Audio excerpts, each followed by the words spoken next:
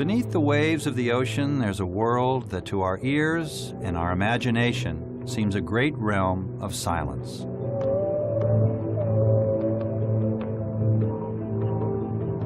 But nothing could be further from the truth. The ocean can be as noisy as a city street.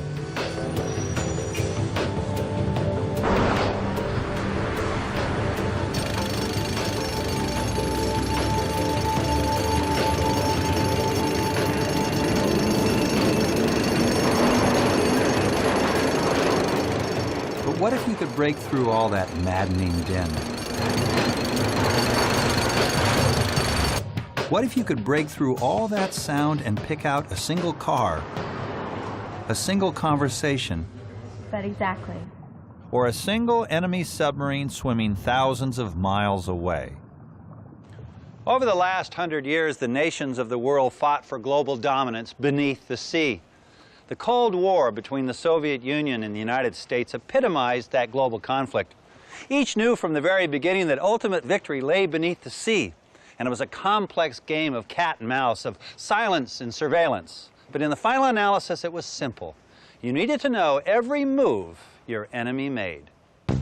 This is the story about underwater sound, how it is made, but especially how it is heard. It is also about one of the most sophisticated and secret listening devices the world has ever known, one the United States and its allies used to win the Cold War. I was a part of this world, a commander in the U.S. Navy Submarine Corps, the Silent Service. There are secrets I know from the Cold War I may never be able to tell, but some are now being revealed. One is called SOSUS, for Sound Surveillance System, something so hidden that its name was declassified only in 1991. Even now, it is still shrouded in secrecy. The ocean's filled with all sorts of sound. In some sense, it's a cacophony of things going on. The Navy's SOSUS system allowed you to make detections at just absolutely astounding ranges using passive, very low-frequency acoustics. Even before satellites spied from above the Earth, the United States was listening from below the waves. At one point, 30,000 miles of telephone cable lay in strings across the world's seabeds, each with sophisticated listening devices attached to them. The U.S. and its allies had literally wired the oceans for sound. In the Cold War, SOSUS could hear the motor of the periscope on a Soviet submarine from thousands of miles away. I thought it was almost impossible, and if the United States did it, it does mean that their technological level is fantastic. Like put an American on the moon. It was a time when we had a clear enemy, the Soviet Union.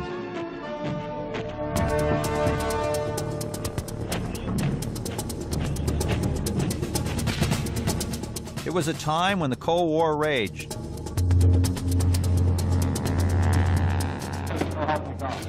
And it was a time of paranoia. Since 1948, the Soviets have been carrying on a vicious propaganda attack on every phase of U.S. life. When all sides feared what they didn't know and magnified the threats of what they did know.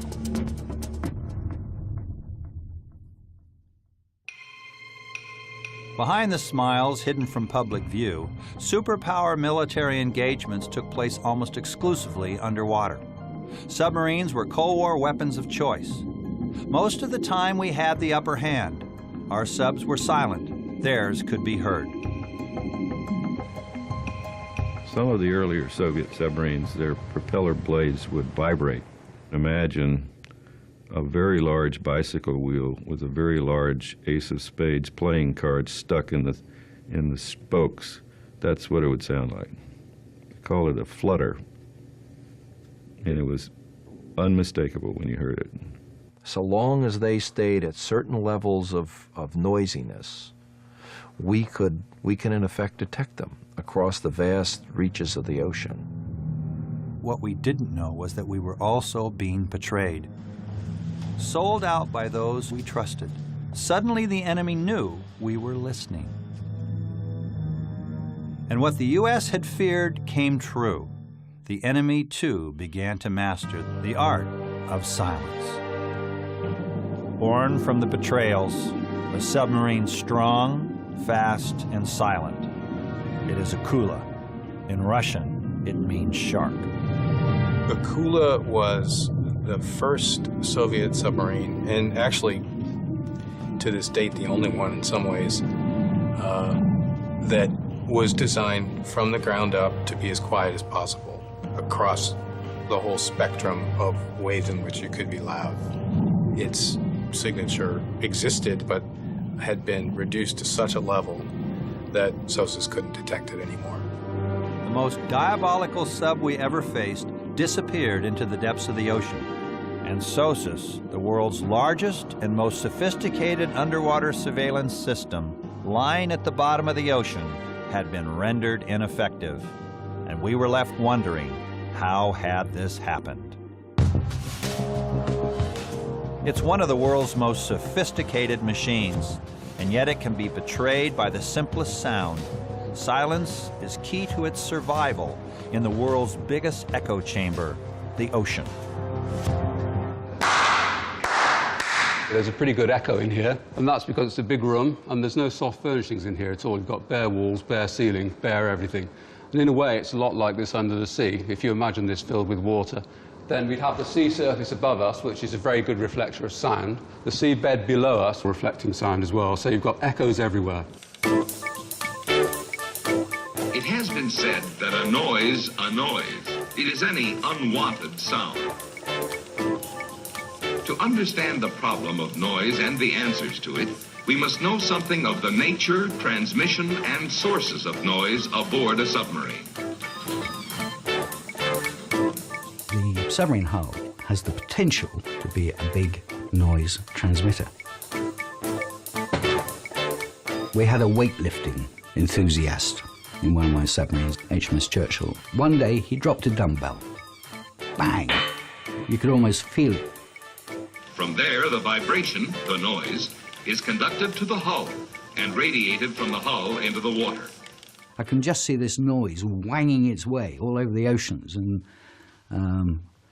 some potential adversary sitting there saying, "Hello, hello. We've got company."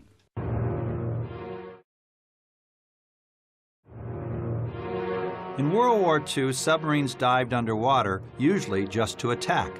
And sonar technology was rudimentary. Silence really just was not the point.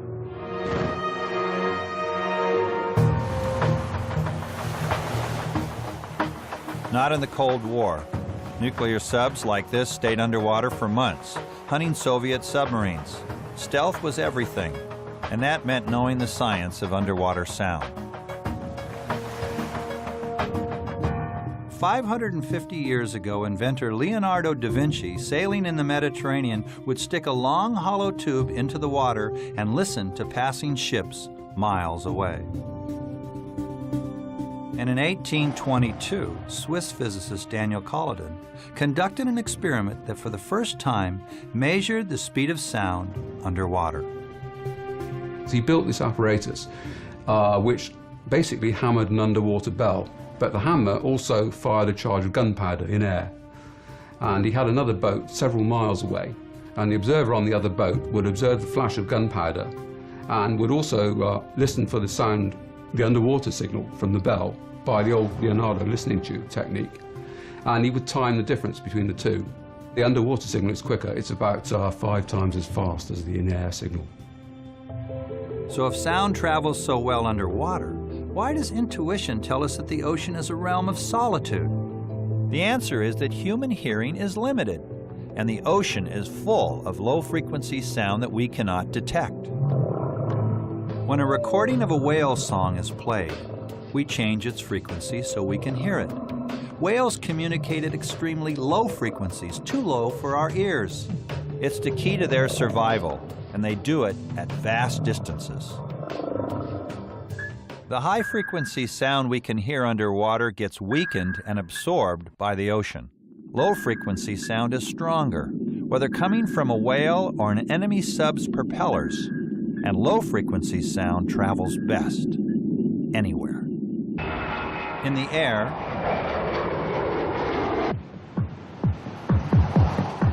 on land, and especially in the water. Meet Maurice Ewing. Long before the Cold War ever started, he discovered something that would change its course dramatically. Ewing was a geophysicist studying the Earth below the seabed. To do this, he went to the Woods Hole Oceanographic Institution and used their research vessel Atlantis. Studying the seismology of the ocean floor, his work would include throwing explosive charges into the water. While the charges were going overboard, they would go off and the sound would hit the bottom and bounce back up again, and they would record their data. He actually calculated that the sound traveled roughly 25 miles up and down. If that component of the ocean existed in a horizontal plane, you could project sound or detect sounds from thousands of miles away. So in 1937, he composed an hypothesis. Is there a horizontal layer in the ocean that would transmit sound over thousands of miles? And Doc was right. 4,000 feet down in the Atlantic Ocean, he discovered what he called the deep sound channel. Water pressure and temperature create the channel. And once a sound is caught inside, it will travel uninterrupted for thousands of miles. Think of this stone hitting the water as if it were a sound generated by a submarine beneath the sea. You see, it propagates outward in a radial pattern, and it's not the water moving that you see, it's the energy moving through the water that you see in the form of a wave. As the stone hits the water, it's radiating outward in all directions. Here, it's only in 2 dimensions, but beneath the sea, it's radiating out like a sphere of disturbance, a sphere of noise, a sphere of energy that's going up in all directions, and that's how that sound enters the sound channel.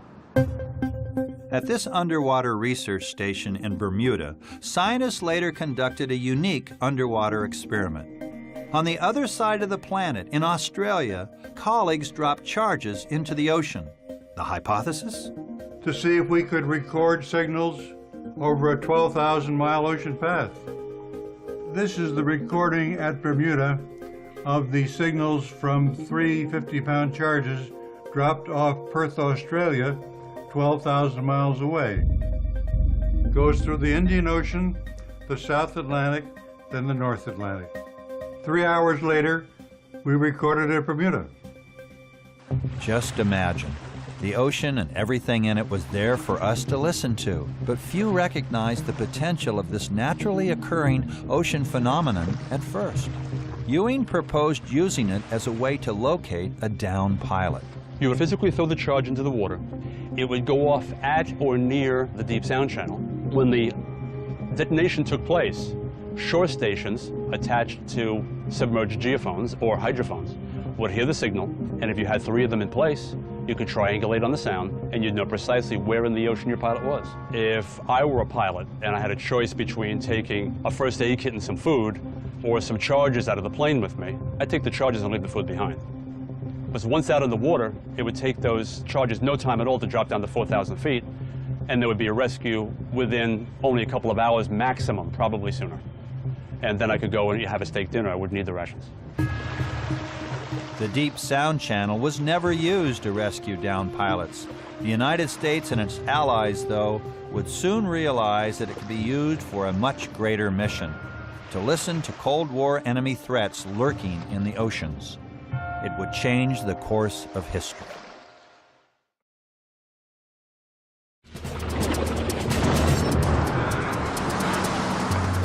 The submarines of World War II, their job? Attack ships, anytime, anywhere. They were simple machines, boats that could go underwater. Until this, the Type 21. Nazi Germany's ultimate undersea weapon. A diesel submarine that dove deeper and stayed underwater longer than any boat before it. It came out near the end of World War II, too late to do much damage to the Allies. But as the U.S. traded one enemy for another, it feared the Soviets would learn from Germany.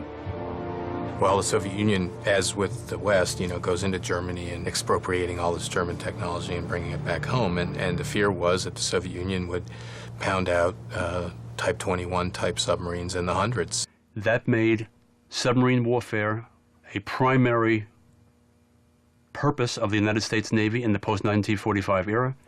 It also made a potential Soviet submarine threat a high priority. After World War II, the United States experienced peace and prosperity. What sun worshippers never knew was that the enemy subs would soon lurk just off their beaches. What they also didn't know was that in the same waters, the U.S. Navy was building something to protect them. It was just off the island of Bermuda that Maurice Ewing discovered that sound could travel thousands of miles underwater. Now this acoustic pathway, it's actually a layer at a depth of about 1,000 meters or 3,000 feet here in the Atlantic Ocean.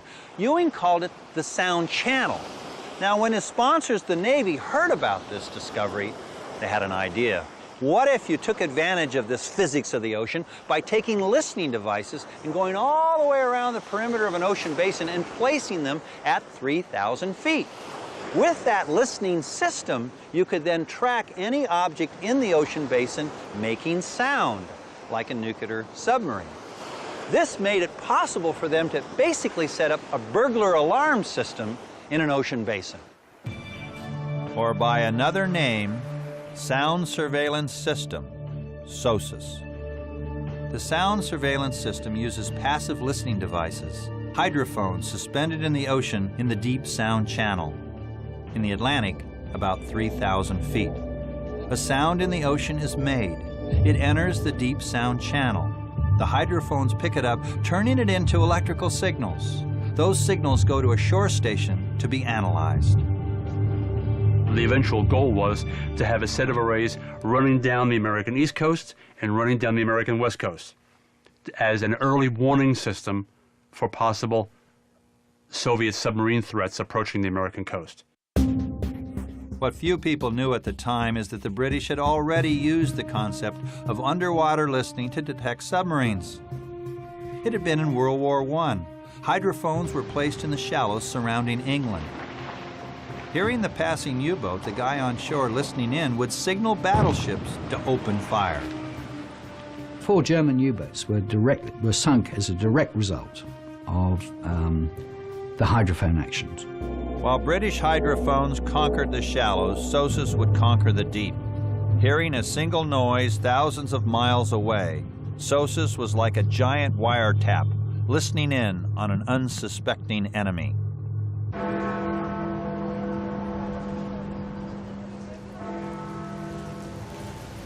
If you're a human, you've got the directional response of your ears to help you. You can look around and pick out particular sounds. If you're an engineer, you've got to resort to something more like this. This is a directional microphone. I get a strong response if I point it straight at me, but I can point it around and pick out other sound sources like a bus over there, or a boat, or a train up there. And the use of directional receivers like this is very important in sonar systems, and particularly in SOSUS, because they're one of the key features that enables you to sort out man-made objects from natural background. The U.S. built its first SOSUS listening post in the Bahamas, and then it grew. What became a $16 billion underwater burglar alarm spreading up both U.S. coasts remained top secret. It would be years before it caught a Soviet submarine, but it did hear plenty of U.S. submarines. January 21st, 1954. The U.S. launches Nautilus, the world's first nuclear sub. It is powerful. It is able to stay underwater for weeks at a time. It is revolutionary, but it is also extremely noisy. The acoustic signature of Nautilus was like the acoustic signature of all new submarines of this kind. Very, very heavy on what we call propeller blade rate. very, very heavy on machinery sounds and machinery noise because the machinery wasn't properly balanced. We were surprised that there was a tremendous low-frequency vibration coming from the Nautilus. Nautilus was loud. Nautilus was, in a way, famous among the SOSUS operators because she was so easy to detect, which, of course, the Navy found profoundly disturbing. She gave a good example of what the threat might be at its maximum at that point in time. If the Soviets had a relatively streamlined submarine that could do deep water work, and potentially, if they could bring nuclear power to it, which was the ultimate threat at that time, of course, could SOSUS detect it? And the answer was yes, they could. Nautilus and its loud noise changed the U.S. Navy. If we could hear it, we had to assume the Soviets could hear it. You have this all-encompassing drive to basically eliminate all noise getting from inside the submarine through the hull out into the water. Take every single piece of rotating machinery in the submarine, design it to incredibly fine tolerances so there are no vibrations, insulate it from the hulls. It was up to this secret facility outside of Washington, D.C. to make those changes. While in the Navy, I'd always heard about the David Taylor Model Basin, but never saw it firsthand. Even today, what goes on here is a closely held secret. Cameras are rarely allowed inside. For the past 60 years, some of the world's greatest scientists have worked here. Today, they use sophisticated models and lasers to make submarines go faster, go deeper, and to go quieter. Silence is critical. A submariner wants to be quiet. It's part of the game they play with one another, and it's a very dangerous game. They realize that the person who hears you is the person who's probably going to kill you. While the Soviet Union was busy in the 1950s making its subs more powerful, researchers here focused on anything that made noise. This water tunnel was designed specifically to study propellers. SOSUS told researchers that one of the loudest parts of the submarine was its propeller. When the blades slice through water, they kick up millions of bubbles every second and then pop them. It's called cavitation. Cavitation, when it occurs, is just an overwhelming signal. It dominates all the others. If you think in terms of that packing material, sometimes you find in boxes where there's all those little bubbles. Bubbles form on the tips of the propeller blades and then pop in the water. You get this kind of hissing sound, which becomes a fantastic signature to pick up at long range. 7 years after Nautilus, another launch takes place. The result of the U.S. Navy's drive for submarine silence, the USS Thresher. But there's a small problem. Its propeller still makes noise. Thresher was designed to be totally quiet. Thresher goes to sea. SOSUS, meanwhile, been experimenting with lower and lower frequencies, and SOSUS discovers there's this thing that we hadn't really anticipated, that Thresher's still putting into the water, and that still allows you to detect her. New propellers were designed for Thresher and for succeeding submarines. Other measures were taken. The results of the tests made the Navy change the shape of the submarine's propellers. What was done is still kept secret, but what we can say is that the blades of the propellers are pulled back. Thresher thereafter is silent to SOSUS. But there's a tragic irony to be played out. 3 years after being launched, Thresher is lost at sea. An accident, probably mechanical failure, is the cause. SOSUS stations hear the sound of the implosion of her hull. Across the ocean, in June of 1962, a different submarine swims near Iceland. Our new burglar alarm, SOSUS, hears it. We detected a Soviet nuclear-powered submarine transiting the Greenland-Iceland United Kingdom gap. That detection was made by the SOSUS station in Barbados. It detected the Soviet nuclear submarine across the entire Atlantic Ocean, thousands of miles away. That clearly demonstrated that in the future, SOSUS would have an important role to play in the defense of the United States. That important role would in fact be understood sooner than they expected. October 1, 1962, 4 Soviet diesel submarines called Foxtrots head out from the Russian port city of Murmansk into the Barents Sea. U.S. intelligence officers assign them identifying numbers: C-18, C-19, C-20, and C-23. Their orders are clear. From the Barents, they steal into the North Atlantic, through the gap between Iceland and Britain, and then down east of Bermuda, between the Bahamas and to the port of Mariel in Cuba. They are sailing straight into the Cuban Missile Crisis. Rewind, January 1959. A socialist revolution brings Fidel Castro to power in Cuba, and an ally of the Soviet Union just 90 miles off the coast of the United States. Over the next 3 years, hostilities between the U.S. and the Soviet Union escalate dangerously. This is one of the darkest periods of the Cold War.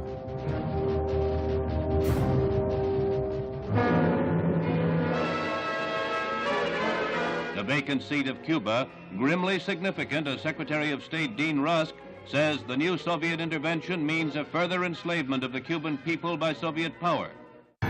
All is leading up to October 1962, when the U.S. and the Soviet Union face off and bring the world to the brink of nuclear war.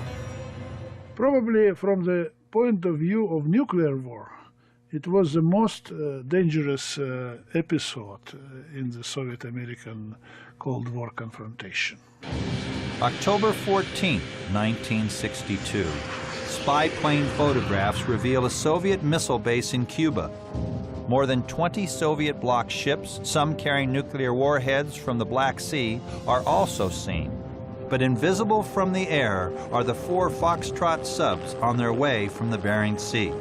Their mission was to proceed undetected to the port of Mariel, which was a Cuban naval base and being developed by the Soviets at the time. The Foxtrots are direct descendants of the German Type 21. They can go fast, they can go deep, and each carries with it a dangerous payload. Every submarine had 2 nuclear-armed, nuclear warhead torpedoes. So theoretically, such a submarine could annihilate an aircraft carrier of the United States without a difficulty. But with diesel engines, they must surface for power and air. They were noisy, and they didn't suspect we were listening.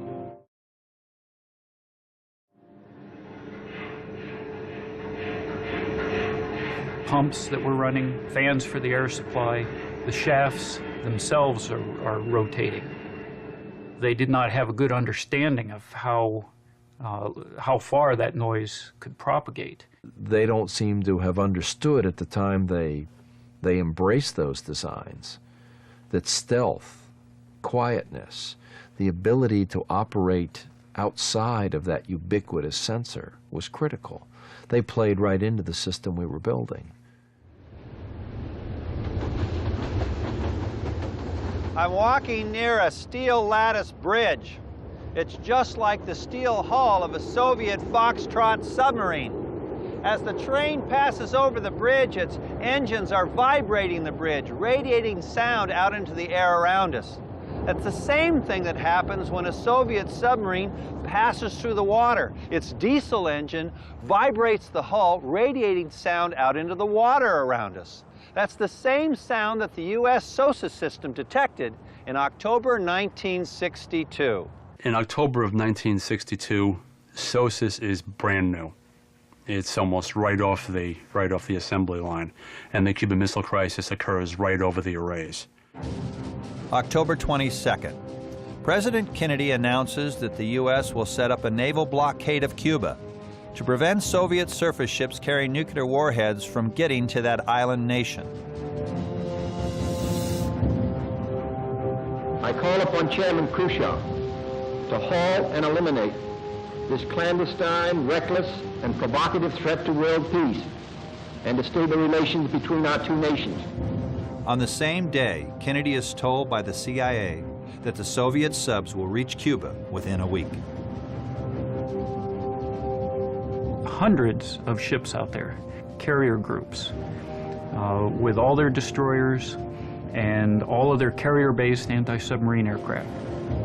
The Soviets chose the worst possible place in the world to try and penetrate the greatest concentration of anti-submarine forces since World War II. It becomes a case study in anti-submarine warfare. Whatever the Navy can send out to find submarines, it does. And there is the SOSUS system, lying at the ocean's bottom. They provided coverage in an arc covering the approaches to the Caribbean and the North American continent. It acted as a burglar alarm, but even more so, it acted as something that told you what room the house the burglar was in. And then what you would do is just basically track it continuously. In the 7 days after the blockade is announced, 3 of the 4 Soviet Foxtrots will be identified and forced to the surface. October 24th, the quarantine line is up and running. In the afternoon of that day, a patrol aircraft sights the snorkel of C-18 south of Bermuda. Naval historian Gary Weir interviewed the captain of the C-18, Nikolai Shumkov. At the time, the former Soviet commander did not know about the U.S.'s underwater sound surveillance system. He did, however, remember quite clearly a anti-submarine warfare plane being dispatched from the Norfolk area. They picked it up on their radio that sent the plane to Shumkov's coordinates. At the time, he remembers being quite confused because the coordinates were disturbingly accurate. Shumkov just looked at me, and he shook his head, and he said, SOSUS. Historic records are not clear if SOSUS actually did find C-18. But on October 27th, this sub and another C-19 are forced to the surface by U.S. forces. It is Wednesday, October 31st, and SOSUS proves its worth. C-20 moves into the listening zone of the SOSUS station on Grand Turk Island, north of the Bahama Islands. The sub, which has successfully evaded the naval blockade, is found. A patrol aircraft is dispatched to follow the submarine, and then the USS Cecil picks up the trail. Changes in depth, radical course changes, but couldn't evade the Cecil. And got to the point where his batteries are low, his air supply is low, and had to surface in front of the Cecil. Surfacing in the presence of your enemy's forces is humiliating for a submarine captain. But when they surfaced, that was a profound defeat for their overall strategy for Cuba, making it clear that they could not contest the blockade.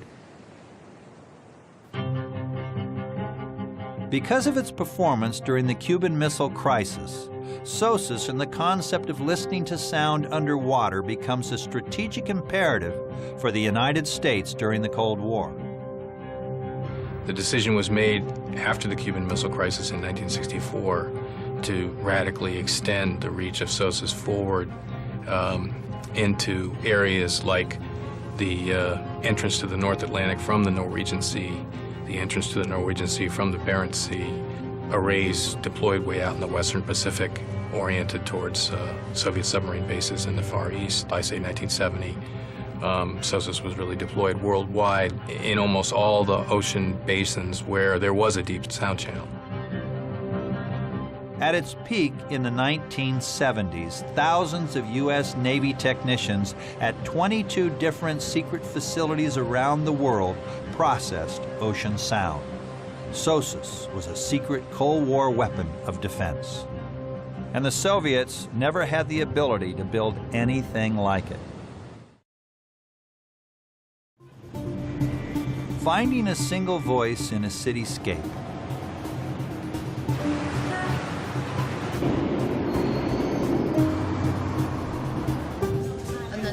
Amazingly, our ears let us locate and focus on one person, one voice.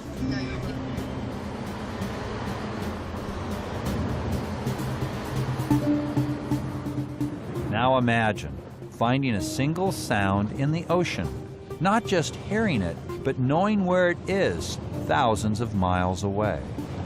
How the U.S. found the wreckage of the USS Scorpion lost at sea on May 21, 1968, shows the power of underwater sound. In 1985, I led a secret mission for the Navy to study the wreckage of Scorpion, sitting in about 11,000 feet of water somewhere near the Azores Islands in the Atlantic. Why this nuclear sub sank with her crew of 99 is still a mystery. The most likely explanation is that one of its torpedoes was accidentally launched and destroyed the sub. To hear of any submarine disaster anywhere around the world actually affects every submariner in whatever navy. Those sailors in USS Scorpion, they'll always be remembered, but they've gone. And we take comfort, I think, not that we dwell on it, but we always look for the quick death. Evidence shows it was a quick death. Acoustic researchers heard its tragic demise from thousands of miles away.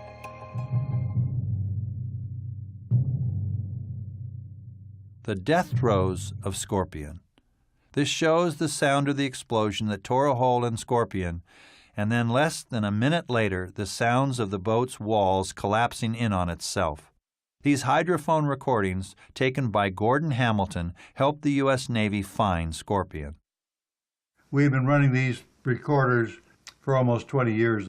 We had some unique signals that looked like they might be the implosion of a submarine. That analysis here showed that this signal was probably some sort of an explosion. There are three signals there, bing, bing, too close together and one a little bit farther apart. Signals from what, based upon the frequency analysis, was probably from the hull collapse of the main hull, various compartments of the main hull imploding.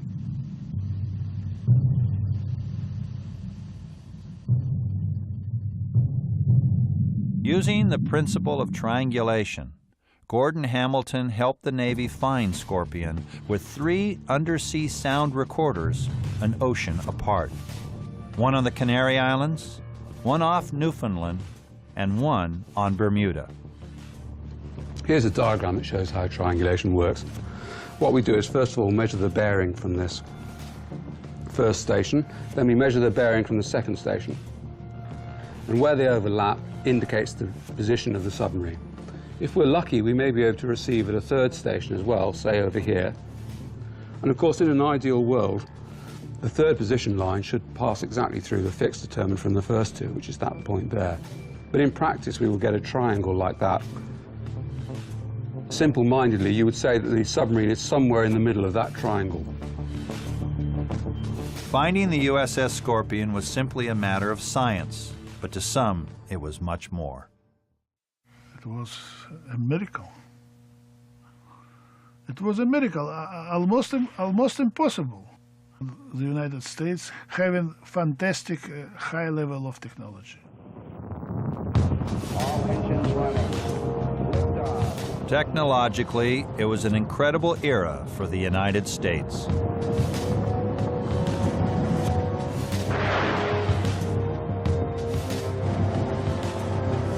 From about 1960 until about 1980, the U.S. submarine force, U.S. Navy, just had a tremendous advantage based on a passive acoustic advantage over the Soviet submarine force. And U.S. subs running silent were probably 10 years ahead of the Soviets. Not that they weren't still a threat. Their subs, like ours, were carrying nuclear missiles. These behemoths defined the Cold War, and they came to define SOSUS's mission as well. Listening posts all over the world were tracking Soviet subs all over the oceans, sending information to Western aircraft, ships, and submarines on the hunt for Soviet subs like this. It was the golden age of SOSUS. That entire system was based on the foundation built by SOSUS. And things that came in from elsewhere were all assembled on that foundation. That became the linchpin. It became the mission of SOSUS to triangulate on Soviet submarines coming into the Atlantic or Pacific through geographic choke points like this one. When the Soviet ballistic missile submarines went through the area of such as Greenland, Iceland, and the United Kingdom, through these barriers, usually it was detected by the very extensive SOSUS system in this area. U.S. subs picked up the chase, shadowing the Soviets' every move. The U.S. captain's orders: if war breaks out, kill the Soviet sub before it launches its missiles. SOSUS was the thing that opened the door to the U.S. Navy's capability to track, find, detect, and track Soviet submarines in deep water. Hundreds of missions probably took place, but only 2 have been declassified. One was the March 1978 mission of the USS Batfish. It all started with a message from SOSUS. The Soviet submarine entered the deep Norwegian Sea, and characteristic sounds from the Soviet submarine were picked up by the SOSUS arrays and transmitted to the station ashore in Iceland. We picked the Soviet submarines up on March 17th, all the way down to her patrol area off the east coast of the United States, where she was alert for 3 full weeks, ready to launch a nuclear strike against the United States, and then back up through a different path further to the east until she was just approaching the Barents Sea to return home, 50 days.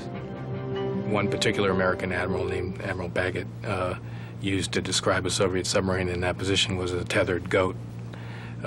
This was, the submarine had to stay in this rough area because of its mission, the range of its missiles, where its targets were. But we knew where the area was, and we could find a submarine within it. And so, a tethered goat in an area where there are foxes. The submarine that we were tracking did not know we were there, and didn't for the entire patrol. Or did it? As presidents came and went, 2 things were clear. The Soviet enemy remained, and it had been busy.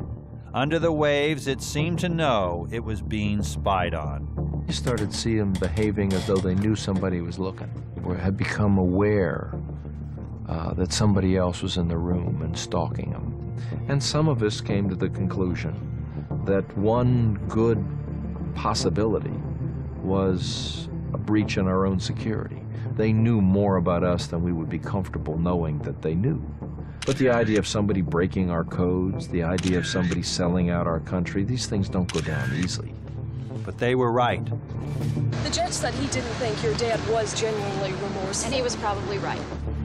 And it spelled the beginning of the end of SOSUS.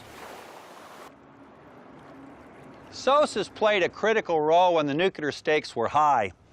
By laying out a line of defense in all directions like a tripwire, the United States and its allies gained a critical edge in the Cold War.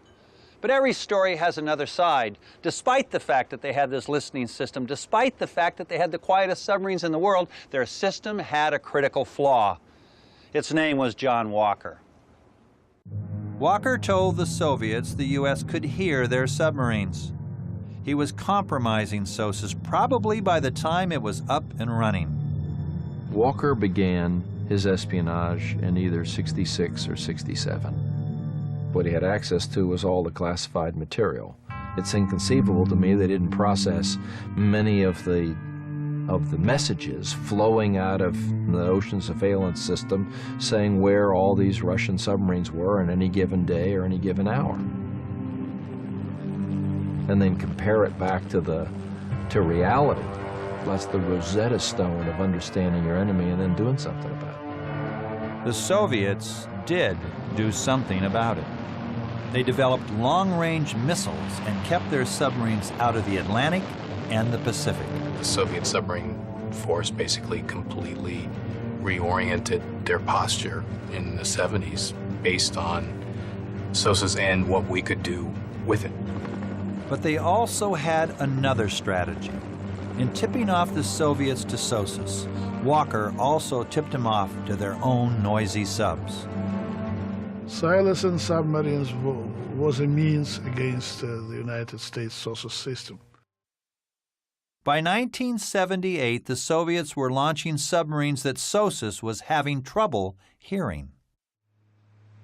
The only noise on this Soviet Victor III that Sossus could detect was the sound from the propeller, the same sound signature that the United States had to overcome 18 years before in creating its first quiet sub, Thresher.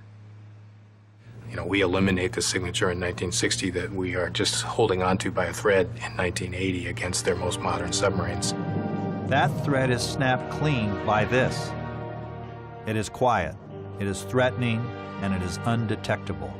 Akula, the shark.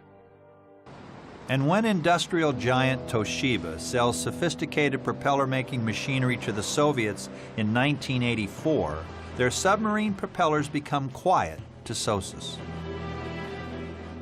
In Washington, congressmen vent their frustration on a Toshiba radio. But it was John Walker's spine that probably set the stage for Akula. The Akula is frequently called the Walker class by U.S. Navy submariners because, having studied all of this, they appreciate that Walker's espionage alerted the Russians in the 70s to a problem. And by the time we get to the 90s, the solution to the problem has arrived. They've built a much better submarine. Akula, with the help of Walker, trumped Sossus. So in effect, they won that battle. They won that skirmish. They lost the war, but they won that particular skirmish. Historic tides may have just saved the U.S. and its allies. But some believe the Soviets spent themselves into bankruptcy trying to compete with the U.S. The cost of building a quiet submarine probably added to the Soviet Union's final fall. The world has changed, and so have the threats. After the Cold War, Sossus has been slowly taken offline. The remnants. There were once 22 facilities worldwide. Now there are 3. But what is